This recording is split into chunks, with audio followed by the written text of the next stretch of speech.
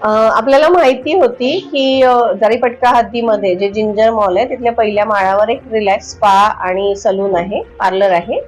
तिथे काही परप्रांतीय महिलांना आणल्या जातं आणि त्यांच्या मार्फतीने मसाजच्या व्यतिरिक्त व्यापार त्यांच्याकडून करून घेण्यात येतो. त्याच्याकरता त्यांना वेगळे पैसे ग्राहकाकडून अधिकचे पैसे देण्याचं प्रलोभन दाखवण्यात येतं आणि ग्राहकांकडून त्यांना वैयक्तिकरित्या प्रत्यक्ष बक्षिसच्या स्वरूपामध्ये किमान 2000 किंवा त्याहून अधिकची रक्कम देण्यात येते. त्या व्यतिरिक्त त्यांना पगार पण देण्यात येतो, जो की मसाज पार्लर मध्ये त्या काम करत आहे असं त्यांना दाखवलं जातं. आणि या ज्या 2 परप्रांतीय महिला आहेत, आम्हाला 3 तिथे महिला किंवा पीडिता मिळून आल्या. पैकी 2 ज्या आहेत त्या परप्रांतीय म्हणजे अरुणाचल प्रदेश आणि नागालँडच्या आहेत. आणि त्यांना त्याचे जे चालक मालक आहेत त्यांचे 2 हॉटेल आहेत, ताज पॅलेस नावाचे मानकापूर येथे, तेथेच त्यांना वर त्यांनी जागा दिलेली आहे. आणि त्या व्यतिरिक्त त्या इथे नवीन असल्यामुळे त्यांना फारशी माहिती नसल्यामुळे त्यांना एक ऑटोवाला पण पुरवण्यात आलेला आहे. आम्ही जी कारवाई केली तिथे आम्ही गेल्यानंतर आमच्या ते लक्षात आलेलं, आम्हाला 3 पीडिता मिळून आलेल्या, जे मी आता सांगितलं त्याप्रमाणे, एक नागपूरची आणि 2 नागालँड आणि अरुणाचलचे आहे. त्यांना मोठ्या प्रमाणामध्ये पगार पण देण्यात येतो आणि त्या व्यतिरिक्त ग्राहकांकडून त्यांना प्रत्यक्षरित्या बक्षीस पुरवण्यात येतं.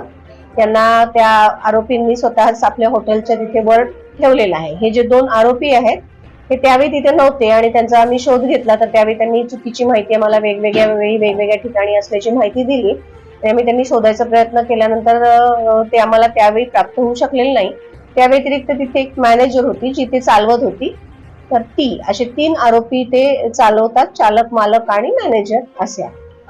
आरोपी 3 आहेत, पैकी अटक फक्त मॅनेजर आहे, रक्षा शुक्ला नावाची मुलगी.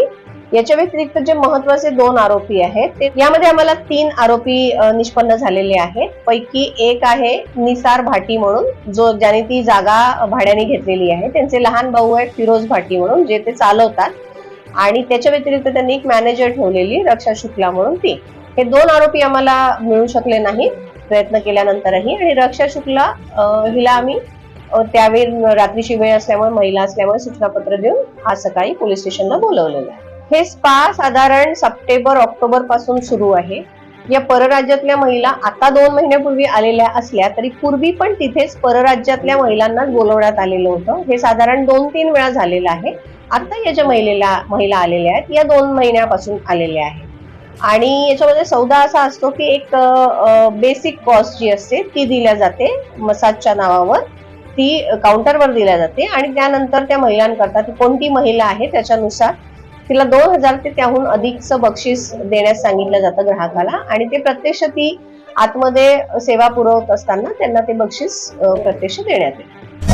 ताजा और खास खबरों को देखने के लिए हमारे चैनल तहलका टीवी न्यूज को सब्सक्राइब करें और लाइक, कमेंट, शेयर जरूर करें। जय हिंद।